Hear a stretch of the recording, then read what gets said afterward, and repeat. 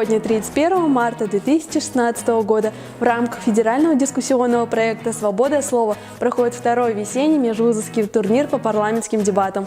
На базе БКПУ имени Акмуллы проходит турнир по парламентским дебатам на тему «Институт избирательной системы. Современные векторы развития». Лига молодежной политики замечательно организовала дебаты, вот такую, можно сказать, игру большую, объемную, в которую сейчас включились команды практически от всех институтов, университетов нашей республики. Это ребятам позволяет вот таким активным, инициативным, у которых есть желание двигаться дальше в своей карьере, в управлении, в развитии окружающей среды, выходить и учиться грамотно отстаивать свою позицию, грамотно отстаивать свои проекты. В рамках игры молодые лидеры смогли не только обсудить актуальные общественно-политические проблемы, но и продемонстрировать свои ораторские навыки. Это очень интересно, очень познавательно, испытываешь различные эмоции, то есть развиваешь свои качества, очень полезная практика, считаю.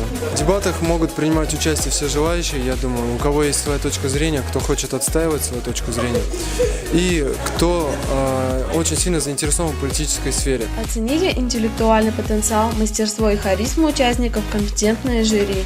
По традиции в его состав вошли представители органов государственной и муниципальной власти, а также научно-экспертного сообщества регионов. Так как моя деятельность связана в том числе и с молодежью, мне очень приятно, что есть думающие, активные, адекватные люди, которые там не просто сидят дома или в интернете, смотрят телевизор, да, думают, читают, развиваются, занимаются собственным развитием. Борьба на площадке развернулась нешуточная, но в финал вышли действительно сильнейшие участники. Это команды из Баксу и нашего института права Башгу.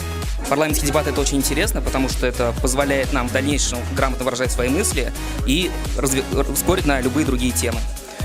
После каждого турнира прям такой внутренний подъем испытываешь. Кажется, что вот ты сейчас готов просто город свернуть, что ты уже все сделал, и уже, уважаемые участники, приходите. Жюри сохранило интригу и назвало победителя только после награждения всех команд дипломами за активное участие. Но победитель был один, и это Институт права Башкирского государственного университета. Айгуль Низамудинова, Карим Ричкунов, специально для Правком ТВ.